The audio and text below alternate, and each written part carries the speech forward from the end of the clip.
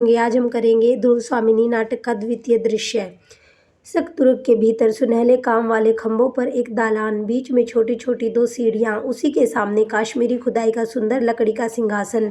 बीच के दो खंभे खुले हुए हैं, उनके दोनों ओर मोटे मोटे और चित्रों वाले तिब्बती ढंग के रेशमी पर्दे पड़े हैं। सामने छोटे से आंगन में दोनों ओर क्यारियां में दो चार पौधे हैं और लताएं फूलों से लदी दिखाई पड़ती है। कोमा प्रवेश करती है। कोमा धीरे धीरे चलती पौधों को देखती हुए, इन्हें सींचना पड़ता है, नहीं तो इनकी रुखाई और मलिनता सौंदर्य पर आवरण डाल देती है। देखकर, आज तो इनके पत्ते धुले हुए भी नहीं हैं, इनमें फूल जैसे मुकुलित होकर ही रह गए हैं। खिलखिलाकर हंसने का मानो इन्हें बल नहीं। सोचकर, ठीक इधर कई दिनों से महाराज अपने युद्ध विग्रह में लगे हुए हैं और मैं भी यहाँ नहीं आई, तो फिर इनकी चिंता कौन करता।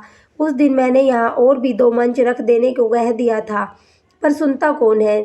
सब जैसे रक्त के प्यासे, प्राण लेने और देने में पागल। बसंत का उदास और अलस पवन आता है, चला जाता है, कोई उसके स्पर्श से परिचित नहीं। ऐसा जीवन तो वास्तविक नहीं। सीढ़ी पर बैठकर सोचने लगती है। प्रणय प्रेम जब सामने से आते हुए तीव्र आलोक की तरह आंखों में प्रकाश पुंज उड़ेल देता है, तब सामने की सब वस्तुएं और भी अस्पष्ट हो जाती है। अपनी ओर से कोई भी प्रकाश की किरण नहीं, तब वही केवल वही हो। पागलपन, भूल हो, दुख मिले, प्रेम करने की एक ऋतु होती है, उसमें चूकना, उसमें सोच समझ कर चलना, दोनों बराबर है। सुना है दोनों इस संसार के चतुरों की दृष्टि से मूर्ख बनते हैं। तब कोमा, तू किसे अच्छा समझती है? गाती है, यौवन तेरी चंचल छाया, इसमें बैठ घूंट पर पी लूं जो रस तू है लाया। मेरे प्याले में मत बनकर कब तू छली समाया, जीवन वंशी के छिद्रों में स्वर बनकर लहराया। पल भर रुकने वाले कह तू पथिक कहाँ से आया।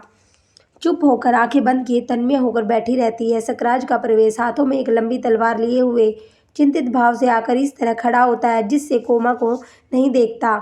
सकराज, खिंगिल अभी नहीं आया क्या? वह बंदी तो नहीं कर लिया गया? यदि वे अंधे नहीं हैं तो उन्हें अपने सिर पर खड़ी विपत्ति दिखाई देनी चाहिए। सोचकर, विपत्ति केवल उन्हीं पर तो नहीं है, हम लोगों को भी रक्त की नदी बहानी पड़ेगी। चित्त बड़ा चंचल हो रहा है, तो बैठ जाऊं, इस एकांत में अपने बिखरे हुए मन को संभाल लूं। इधर उधर देखता है। कोमा आहट पाकर खड़ी होती है उसे देखकर। अरे कोमा! कोमा, हाँ महाराज, क्या आज्ञा है? सकराज स्निग्ध भाव से देखते, आज्ञा नहीं कोमा, तुम्हें आज्ञा न दूंगा। तुम रूठी हुई सी क्यों बोल रही हो? कोमा, रूठने का सुहाग मुझे मिला कब? सकराज, आजकल मैं जैसी भीषण परिस्थिति में हूँ उसमें अन्यमनस्क होना स्वाभाविक है, तुम्हें यह भूल न जाना चाहिए। कोमा, तो क्या आपकी दुश्चिंताओं में मेरा कोई भाग नहीं? मुझे उससे अलग रखने से क्या यह परिस्थिति कुछ सरल हो रही है? सकराज, तुम्हारे हृदय को उन दुर्भावनाओं में डालकर व्यथित नहीं करना चाहता। मेरे सामने जीवन मरण का प्रश्न है। कोमा, प्रश्न स्वयं किसी के सामने नहीं आते। मैं तो समझती हूँ कि मनुष्य उन्हें जीवन के लिए उपयोगी समझता है। मकड़ी की तरह लटकने के लिए अपने आप को ही वह जाल बुनता है।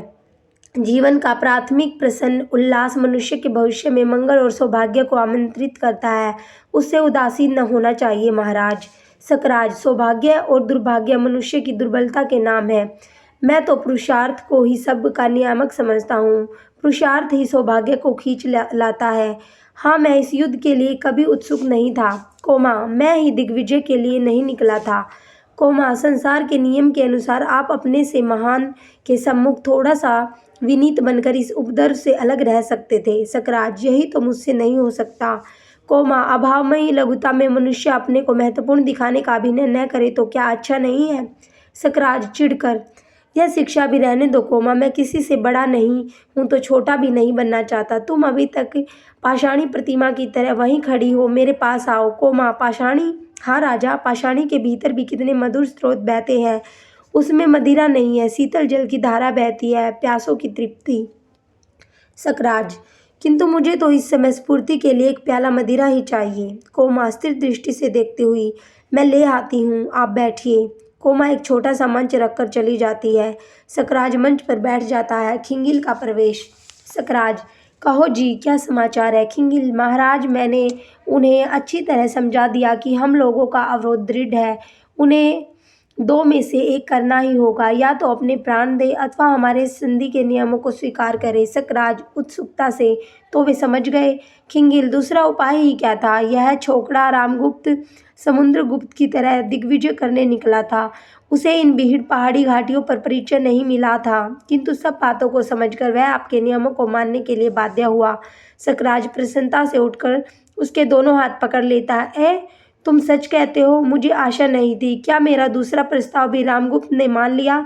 स्वर्ण के कलश में मदिरा लेकर कोमा चुपके से आकर पीछे खड़ी हो जाती है। खिंगिल, हाँ महाराज, उसने मांगे हुए सब उपहारों को देना स्वीकार किया और ध्रुव स्वामिनी भी आपकी सेवा में शीघ्र ही उपस्थित होती है।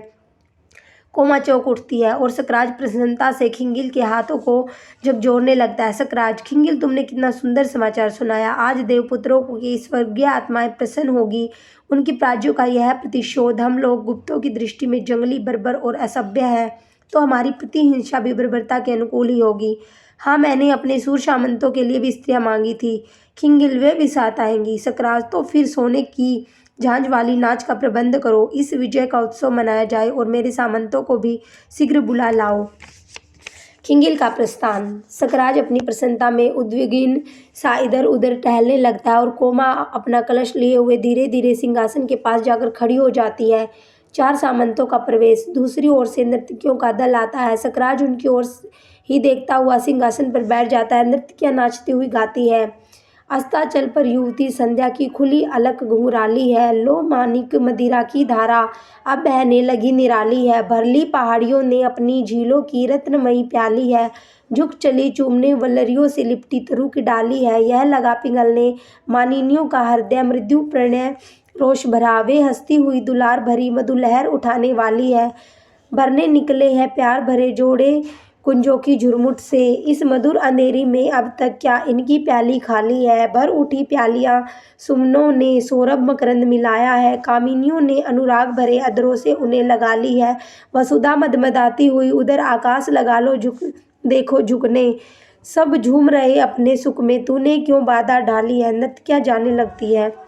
एक सामंत, श्रीमान, इतनी बड़ी विजय के अवसर पर इस सूखे उत्सव से संतोष नहीं होता, जबकि कलश सामने भरा हुआ है। सकराज, ठीक है, इन लोगों को केवल कहकर ही नहीं प्यालियां भरकर देनी चाहिए। नर्तकियां एक एक को सानुरोध पान कराती है। दूसरा सामंत, श्रीमान की आज्ञा मानने के अतिरिक्त दूसरी गति नहीं। उन्होंने समझ से काम लिया, नहीं तो हम लोगों को इस रात की कालिमा में रक्त की लाली मिलानी पड़ती। तीसरा सामंत, क्यों बकबक करते हो? चुपचाप इस बिना परिश्रम की विजय का आनंद लो। लड़ना पड़ता तो सारी हेकड़ी भूल जाते। दूसरा सामंत क्रोध से लड़खड़ाता हुआ उठता है। हमसे? तीसरा सामंत, हाँ जी, तुमसे। तुम्हारा सामंत, तो फिर आओ तुम ही से निपट लें। सब परस्पर लड़ने की चेष्टा करते हैं। सकराज खिंगिल को संकेत करता है। वह उन लोगों को बाहर लिवा जाता है। तुर्यानाद। सकराज, रात्रि के आगमन की सूचना हो गई। दुर्ग का द्वार अब शीघ्र ही बंद होगा। अब तो हृदय अधीर हो रहा है। खिंगिल का पुनः प्रवेश। खिंगिल, दुर्ग तोरण की सेविकाएं आ गई है। सकराज गर्व से, तब विलंब क्यों? उन्हें अभी ले आओ। खिंगिल सविनय, किंतु रानी की एक प्रार्थना है। सकराज, क्या? खिंगिल, वह केवल श्रीमान से ही सीधे भेंट करना चाहती है, उनकी मर्यादा। सकराज ठठाकर हंसते हुए, क्या कहा? मर्यादा? भाग्य के झुकने के लिए जिन्हें विवश कर दिया हो, उन लोगों के मन में मर्यादा का ध्यान और भी अधिक रहता है। यह उनकी दयनीय दशा है। खिंगिल, वह श्रीमान की रानी होने के लिए आ रही है। सकराज हंसकर, अच्छा, तुम मध्यस्थ हो ना? तुम्हारी बात मानकर मैं उनसे एकांत में ही भेंट करूंगा। जाओ।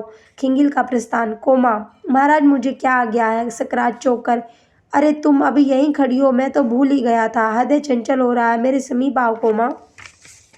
कोमा, नई रानी के आगमन की प्रसन्नता से। सकराज संभल कर, नई रानी का आना क्या तुम्हें अच्छा नहीं लगा? कोमा निर्विकार भाव से, संसार में बहुत सी बातें बिना अच्छी हुए भी अच्छी लगती है और बहुत सी बातें बुरी मालूम पड़ती है। सकराज झुंझलाकर, तुम तो आचार्य मिहिर देव की तरह दार्शनिकों की सी बातें कर रही हो।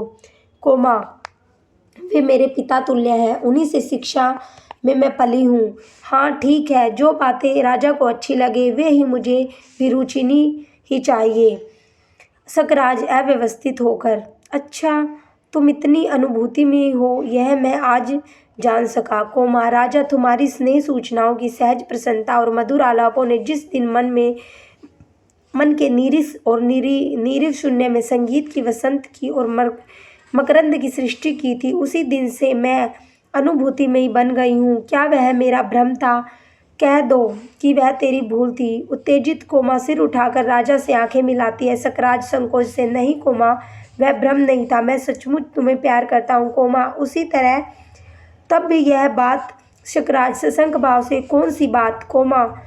वही जो आज होने जा रही है मेरे राजा। आज तुम एक स्त्री को अपने पति से विच्छिन्न कराकर अपने गर्व की तृप्ति के लिए कैसा अनर्थ कर रहे हो। सकराज हंसकर बात उड़ाते हुए, पगली कोमा, यह मेरी राजनीति का प्रतिशोध है। कोमा दृढ़ता से, किंतु राजनीति का प्रतिशोध क्या एक नारी को कुचले बिना नहीं हो सकता? सकराज, जो विषय समझ में न आए उस पर विवाद न करो। कोमा खिन्न होकर, मैं क्यों न करूं? ठहर कर, किंतु नहीं, मुझे विवश करने का अधिकार नहीं, यह मैं समझ गई। दुखी होकर जाना चाहती है। दूसरी ओर से मिहिर देव का प्रवेश, हाथ में लंबा त्रिशूल, घुटने तक पृच्छद और छाती में सफेद दाढ़ी। सकराज संभ्रम से खड़े होकर, धर्म पूज्य, मैं वंदना करता हूँ। मिहिर देव, कल्याण हो। कोमा के सिर पर हाथ रखकर, बेटी, मैं तुझको ही देखने चला आया, तू उदास क्यों है? सकराज की ओर गूढ़ दृष्टि। सकराज, आचार्य रामगुप्त का द्रव्यतलन करने के लिए मैंने ध्रुव स्वामिनी को उपहार में भेजने की आज्ञा दी थी। आज रामगुप्त की रानी मेरे दुर्ग में आई है। कोमा को इससे आपत्ति है। मिहिर देव गंभीरता से, ऐसे कामों में तो आपत्ति होनी ही चाहिए राजन। स्त्री का सम्मान नष्ट करके तुम जो भयानक अपराध करोगे उसका क्या फल होगा? और भी यह अपनी भावी पत्नी के प्रति तुम्हारा अत्याचार होगा। सकराज शोभ से, भावी पत्नी? मिहिरदेव, अरे क्या तुम इस क्षणिक सफलता से परमत हो जाओगे? क्या तुमने अपने आचार्य की प्रतिपालिता कुमारी के साथ स्नेह का संबंध नहीं स्थापित किया है? क्या इसमें भी संदेह है राजा? स्त्रियों का स्नेह विश्वास भंग कर देना कोमल तंतु को तोड़ने से भी सहज है, परंतु सावधान होकर उसके परिणाम की भी सोच लो। सकराज, मैं समझता हूँ कि आप मेरे राजनीतिक कामों में हस्तक्षेप न करें तो अच्छा हो। मिहिर देव, राजनीति ही मनुष्य के लिए सब कुछ नहीं है। राजनीति के पीछे नीति से भी हाथ न धो बैठो, जिसका विश्व मानव के साथ व्यापक संबंध है। राजनीति की साधारण छलनाओं से सफलता प्राप्त करके क्षण भर के लिए तुम अपने को चतुर समझने की भूल कर सकते हो, परंतु इस भीषण संसार में एक प्रेम करने वाले हृदय को खो देना सबसे बड़ी हानि है। सकराज, दो प्यार करने वाले हृदयों के बीच में स्वर्गीय ज्योति का निवास है। सकराज, बस बहुत हो चुका। आपके महत्व की भी एक सीमा होगी। अब आप यहाँ से नहीं जाते हैं तो मैं ही चला जाता हूँ। प्रस्थान। मिहिर देव, चल कोमा, हम लोगों को लताओं, वृक्षों और चट्टानों से छाया और सहानुभूति मिलेगी। इस दुर्ग से बाहर चल। कोमा भर्राए कंठ से, पिताजी, खड़ी रहती है। मिहिर देव, बेटी, हृदय को संभाल, कष्ट सहन करने के लिए प्रस्तुत हो जा। प्रताड़ना में बड़ा मोह होता है, उसे छोड़ने को मन नहीं करता। कोमा, छल का बहिरंग सुंदर होता है, विनीत और आकर्षक भी, पर दुखदाई और हृदय को भेदने के लिए ही। इस बंधन को तोड़ डाल। कोमा सकरुण, तोड़ डालूं पिताजी? मैंने जिसे अपने आंसुओं से सींचा वही दुलार भरी वल्लरी मेरे आंख बंद कर चलने में मेरे ही पैरों से उलझ गई है। दे दूं एक झटका, उसकी हरी हरी पत्तियां कुचल जाएं और छिन्न होकर धूप में लौटने लगे। ना, ऐसी कठोर आज्ञा न दो। मिहिर देव निश्वास लेकर आकाश को देखते हुए, यहाँ तेरी भलाई होती तो मैं चलने के लिए न कहता। हम लोग अखरोट की छाया में बैठेंगे, झरनों के किनारे दाग के कुंजों में विश्राम करेंगे। जब नीले आकाश में मेघों के टुकड़े मानसरोवर जाने वाले हंसों का अभिनय करेंगे, तब तू अपनी तकली पर उन कातती हुई कहानी कहेगी और मैं सुनूंगा। कोमा, तो चलूं? चारों ओर देखकर एक घड़ी के लिए मुझे। मिहिर देव ऊब कर आकाश की ओर देखता हुआ, तू नहीं मानती? वह देख, नील लोहित रंग का धूमकेतु अविचल भाव से इस दुर्ग की ओर कैसा भयानक संकेत कर रहा है। कोमा उधर देखते हुए, तब भी एक क्षण मुझे। मिहिर देव, पागल लड़की, अच्छा मैं फिर आऊँगा, तू सोच ले, विचार कर ले। जाता है कोमा? जाना ही होगा। तब यह मन की उलझन क्यों? अमंगल का अभिशाप अपनी क्रूर हंसी से इस दुर्ग को कपा देगा और सुख के स्वप्न विलीन हो जाएंगे। मेरे यहाँ रहने से उन्हें अपने भाव को छिपाने के लिए बनावटी व्यवहार करना होगा। पग पग पर अपमानित होकर मेरा हृदय उसे सहन नहीं सकेगा। तो चलूं? सकराज प्रवेश करके, कोमा जाती हूँ राजा। सकराज, कहाँ? आचार्य के पास। मालूम होता है कि वे बहुत ही दुखी होकर चले गए हैं। कोमा धूमकेतु को दिखाकर उन्होंने मुझसे कहा कि तुम्हारे दुर्ग में रहने से अमंगल होगा। सकराज भयभीत होकर उसे देखता हुआ, ओह भयावनी पूंछ वाला धूमकेतु, आकाश का उच्च श्रृंखल पर्यटक, नक्षत्र लोक का अभिशाप, कोमा आचार्य को बुलाओ, वे जो आदेश देंगे वही करूँगा। इस अमंगल की शांति होनी चाहिए। कोमा, वे बहुत चिढ़ गए हैं, अब उनको प्रसन्न करना सहज नहीं। वे मुझे अपने साथ लिवा जाने के लिए मेरी प्रतीक्षा में होंगे। सकराज, कोमा तुम कहाँ जाओगी? कोमा, पिताजी के साथ। सकराज, और मेरा प्यार स्नेह सब भुला दोगी? इस अमंगल की शांति करने के लिए आचार्य को न समझाओगी? कोमा, खिन्न होकर प्रेम का नाम न लो, वह एक पीड़ा थी जो छूट गई, उसकी कशक भी धीरे धीरे दूर हो जाएगी। राजा, मैं तुम्हें प्यार नहीं करती, मैं तो दर्प से दीप्त तुम्हारी महत्वमयी पुरुष मूर्ति की पुजारिन थी, जिसमें पृथ्वी पर अपने पैरों से खड़े रहने की दृढ़ता थी। इस स्वार्थ मलिन कलुष से भरी मूर्ति से मेरा परिचय नहीं। अपने तेज की अग्नि में जो सब कुछ भस्म कर सकता हो, उस दृढ़ता का आकाश के नक्षत्र का कुछ बिगाड़ नहीं सकते। तुम आशंका मात्र से दुर्लभ, कंपित और भयभीत हो। सकराज धूमकेतु को बार बार देखता हुआ, भयानक, कोमा मुझे बचाओ। कोमा, जाती हूँ महाराज, पिता जी मेरी प्रतीक्षा करते होंगे। जाती है। सकराज अपने सिंहासन पर हताश बैठ जाता है। प्रहरी प्रवेश करके, महाराज, ध्रुव स्वामिनी ने पूछा है कि एकांत हो तो आऊँ? सकराज, हाँ, कह दो कि यहाँ एकांत है, और देखो यहाँ कोई दूसरा न आने पाए। प्रहरी जाता है। सकराज चंचल होकर टहलने लगता है। धूमकेतु की ओर दृष्टि जाती है तो भयभीत होकर बैठ जाता है। सकराज, तो इसका कोई उपाय नहीं? न जाने क्यों मेरा हृदय घबरा रहा है। कोमा को समझा बुझाकर ले आना चाहिए सोचकर, किंतु इधर ध्रुव स्वामिनी जो आ रही है, तो भी देखूं, यदि कोमा प्रसन्न हो जाए। प्रस्थान। स्त्री वेश में आगे चंद्रगुप्त और पीछे ध्रुव स्वामिनी स्वर्ण खचित उत्तरीय में अंग छिपाए आते हैं। खुले मुखों पर प्रसन्न चेष्टा दिखाई देती है। चंद्रगुप्त, आज तुम कितनी प्रसन्न हो। ध्रुव स्वामिनी, और तुम क्या नहीं? चंद्रगुप्त, मेरे जीवन निशित का ध्रुव नक्षत्र इस अंधकार में अपनी सितिर उज्ज्वलता से चमक रहा है। आज महोत्सव है न। ध्रुव स्वामिनी, लौट जाओ। इस तुच्छ नारी जीवन के लिए इतने महान उत्सर्ग की आवश्यकता नहीं। चंद्रगुप्त, देवी, यह तुम्हारा क्षणिक मोह है, मेरी परीक्षा न लो। मेरे शरीर ने चाहे जो रूप धारण किया हो, किंतु हृदय निश्चल है। ध्रुव स्वामिनी, अपनी कामना की वस्तु न पाकर यह आत्महत्या जैसा प्रसंग तो नहीं है। चंद्रगुप्त तीखे वचनों से मर्माहत करके भी आज कोई मुझे इस मृत्यु पथ से विमुख नहीं कर सकता। मैं केवल अपना कर्तव्य करूं, इसी में मुझे सुख है। ध्रुव स्वामिनी संकेत करती है। सकराज का प्रवेश। दोनों चुप हो जाते हैं। वह दोनों को चकित देखता है। सकराज, मैं किसको रानी समझूं? रूप का ऐसा तीव्र आलोक नहीं, मैंने कभी नहीं देखा था। इसमें कौन ध्रुव स्वामिनी है? ध्रुव स्वामिनी आगे बढ़कर, यह मैं आ गई हूँ। चंद्रगुप्त हंसकर, सकराज को तुम धोखा नहीं दे सकती हो। ध्रुव स्वामिनी कौन है, यह एक अंधा भी बता सकता है। ध्रुव स्वामिनी आश्चर्य से, चंद्रे, तुमको क्या हो गया है?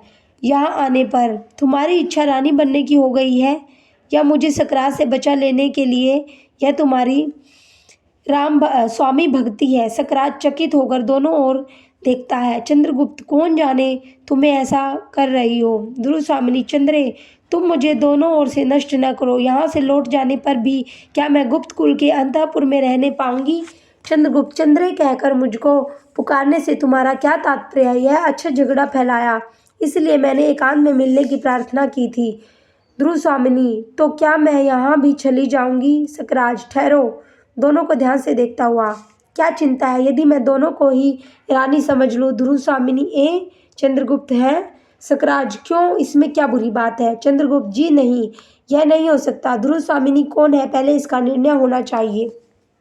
ध्रुव स्वामिनी क्रोध से, चंद्रे, मेरे भाग्य के आकाश में धूमकेतु सी अपनी गति बंद करो। सकराज धूमकेतु की ओर देखकर भयभीत सा, ओह भयानक, व्यग्र भाव से टहलने लगता है। चंद्रगुप्त सकराज की पीठ पर हाथ रखकर, सुनिए। ध्रुव स्वामिनी, चंद्रे, चंद्रगुप्त, इस धमकी से तो कोई लाभ नहीं। ध्रुव स्वामिनी, तो फिर मेरा और तुम्हारा जीवन मरण साथ ही होगा। चंद्रगुप्त, तो डरता कौन है? दोनों शीघ्रता से कटार निकालते हैं। सकराज घबराकर, है यह क्या, तुम लोग यह क्या कर रही हो? ठहरो, आचार्य ने ठीक कहा है, आज शुभ मुहूर्त नहीं। मैं कल विश्वसनीय व्यक्ति को बुलाकर इसका निश्चय कर लूँगा। आज तुम लोग विश्राम करो। ध्रुव स्वामिनी, नहीं, इसका निश्चय तो आज ही होना चाहिए। सकराज बीच में खड़ा होकर, मैं कहता हूँ ना। चंद्रगुप्त, वाह रे कहने वाले। ध्रुव स्वामिनी, मानो चंद्रगुप्त के आक्रमण से भयभीत होकर पीछे हटती है और तुर्यानाद करती है। सकराज आश्चर्य से उसे सुनता हुआ सहसा घूमकर चंद्रगुप्त का हाथ पकड़ लेता है। ध्रुव स्वामिनी झटके से चंद्रगुप्त का उत्तरीय खींच लेती है और चंद्रगुप्त हाथ छुड़ाकर सकराज को घेर लेता है। सकराज चकित सा है, यह तुम कौन हो? प्रवंचक चंद्रगुप्त, मैं हूँ चंद्रगुप्त, तुम्हारा काल, अकेला आया हूँ तुम्हारी वीरता परीक्षा लेने, सावधान। सकराज भी कटार निकालकर युद्ध के लिए अग्रसर होता है। युद्ध और सकराज की मृत्यु। बाहर दुर्ग में कोलाहल। ध्रुव स्वामिनी की जय का नारा लगाते हुए रक्तारक्त कलेवर सामंत कुमारों का प्रवेश। ध्रुव स्वामिनी और चंद्रगुप्त को घेरकर संवेद स्वर से देवी ध्रुव स्वामिनी की जय हो। दृश्यांतर। हमारा दूसरा दृश्य समाप्त हुआ। अगली वीडियो में करेंगे हम तृतीय दृश्य। धन्यवाद।